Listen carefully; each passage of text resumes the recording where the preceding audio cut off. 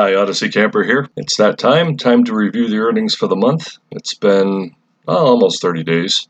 So we'll take a look at the last 28 days, according to this, of YouTube earnings. And it looks like I made about $27. Looking at the average daily rate, I'd say it's roughly $1 a day. So that sounds about right.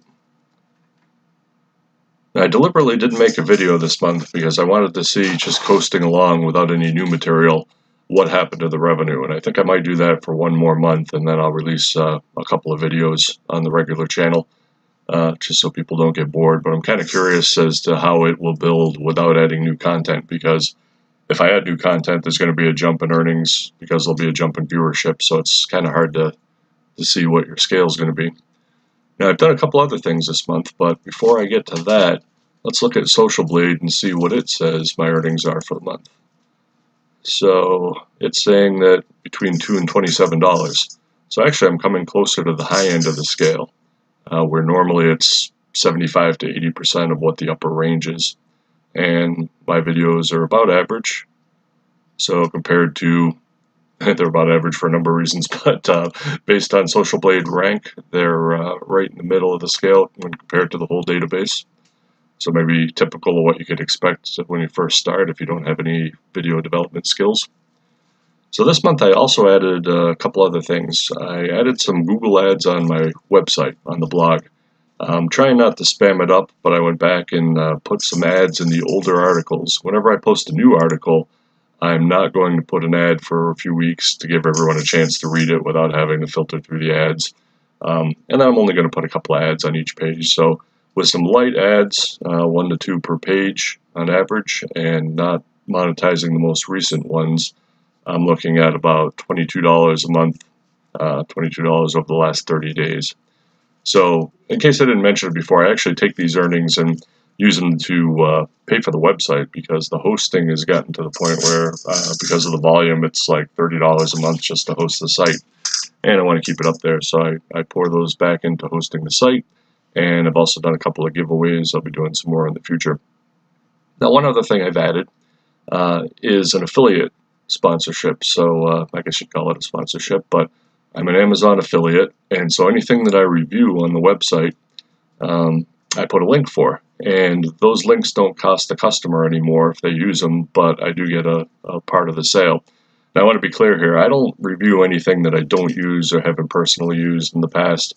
And I don't review large ticket items. I just do the things that most people would need for their van. And, you know, of course, the Die-Hard power pack, I'm always talking about that thing, which is, I think, an awesome tool. That's probably the most expensive thing I've talked about on the website.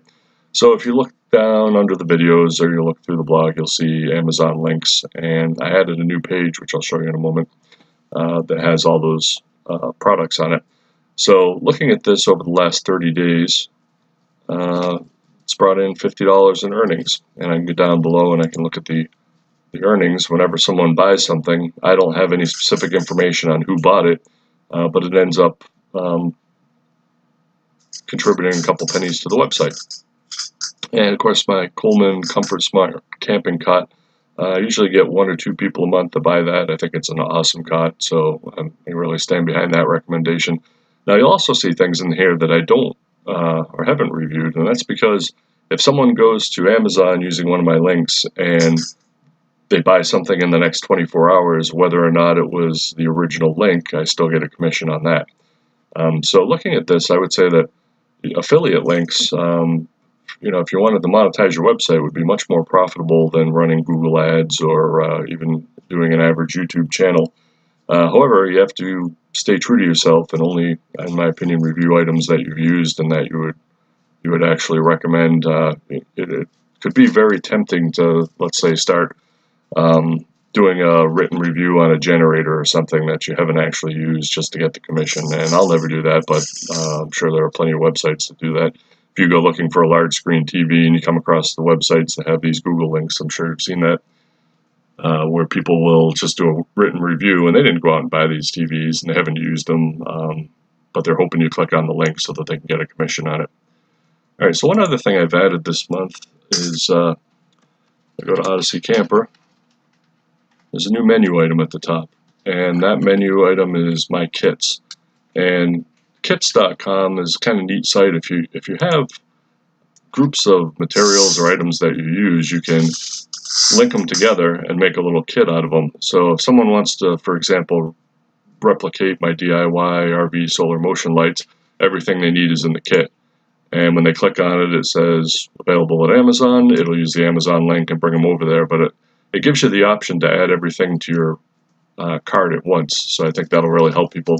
And it'll also enable me to get all the Amazon links out of the articles, so that when people are reading the articles, they're not getting, what looks like spam to me in the article. And if they're interested in buying the stuff, they can just go to this page. So that's the goal. I always want this to be usable for the reader and enjoyable and informative, and I don't want to spam it up with a bunch of garbage. But I do want the website to be self-sustaining, and I also want to use it as an example to show other people how they can do this. And speaking of that, if just do a quick search here. Alright, I threw a quick video edit in there. This video is to be informative, so I don't have to worry about its entertainment value. If you scroll down through my blog, you'll see a hidden article in the middle called How You Can Make Money on the Road, and it's kind of an introduction into how to monetize a website, how to start a YouTube channel. If it's something you think you might want to do, I try to talk about the best ways to do it, what I've learned so far. I'm not an internet marketer by profession or anything, but it might save you some time figuring everything out, or if you're curious on how it's done, there are some links to videos in here. Not a lot of photos because it's really meant to be just instructional. And down at the end, it kind of breaks down because it's a work in progress, and that's why I haven't really publicized it. I'm still looking into some of these methods, and I'll add to it as I go. So you might want to bookmark that if it's something you're interested in. If you're just curious about what the YouTube channel makes, then just follow me on YouTube and be done with it. Anyway, thanks for watching. I hope that helps you out in your own endeavors and gives you an idea of how rich you can get making YouTube videos. I mentioned in this article, if you really want to get rich, you're going to have to either put half-naked females in, or you're going to have a cat video, because if you niche down far enough, it's really difficult to get enough viewers to make serious money. But that was never the goal of this. I just want it to be self-sustaining so that it's not a drain on my pocketbook. Maybe a little bit of money to review some new products and then give them away. So, hope to see you next month. Thanks for watching.